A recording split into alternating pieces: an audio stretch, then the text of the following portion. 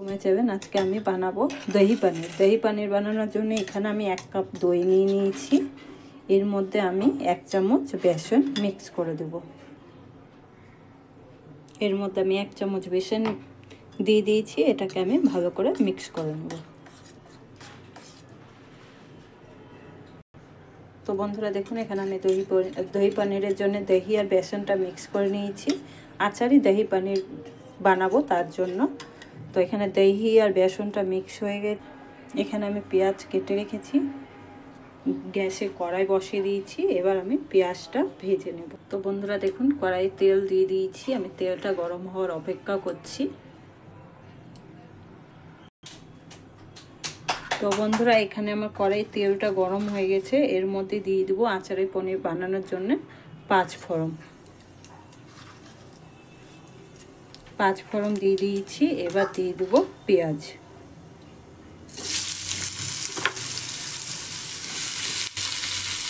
পেঁয়াজগুলোকে হালকা ব্রাউন করে ভেজে নেব।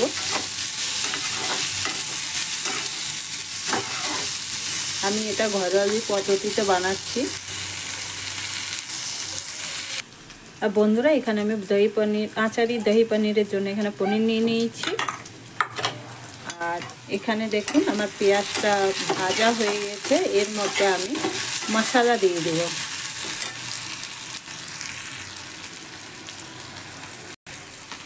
এর মধ্যে আমি মশলা দিয়েছি টেস্ট অনুযায়ী লবণ, গরম মশলা আর হলুদ।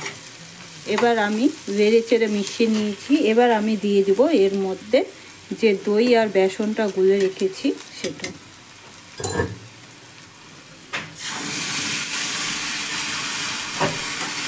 এটাকে আমি ভালো করে নেড়ে চেড়ে মিশিয়ে নেব।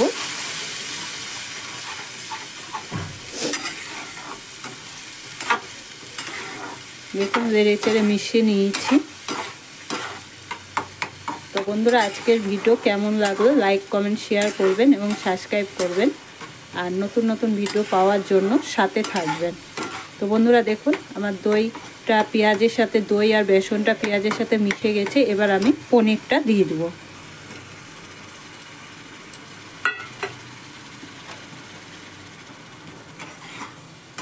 পনিরটা আমি ভালো করে মিশিয়ে নেব। দিয়ে আমি 2 মিনিটের জন্য এটাকে ঢেকে দেব।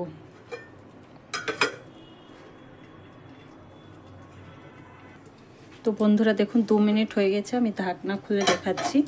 এই দেখুন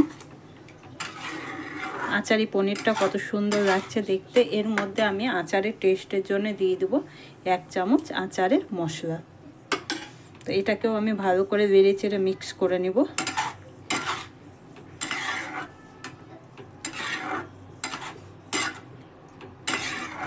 এটাকেও আমি ভালো করে নেড়ে চেড়ে মিক্স করে নিয়েছি। এবার একটু বয়েল হতে দিব।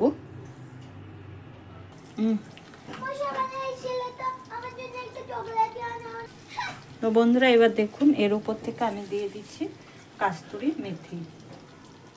এবার মেথিটা দিয়ে আমি নেড়ে চেড়ে নামিয়ে নিব। যে উপর থেকে আমি এটা নামানোর পরে উপর থেকে আমি দিয়ে দিব ধনিয়া পাতা।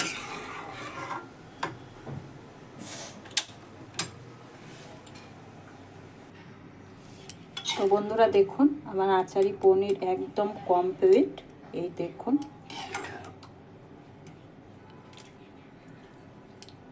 তো বন্ধুরা আপনারাও এইভাবে বাড়িতে বানাতে পারেন আচারি পনির।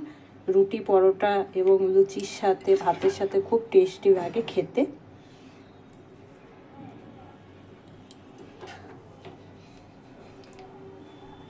এবার আমি এর উপর থেকে দিয়ে দেবো যে ধনে পাতাগুলো কেটে রেখেছি সেগুলো।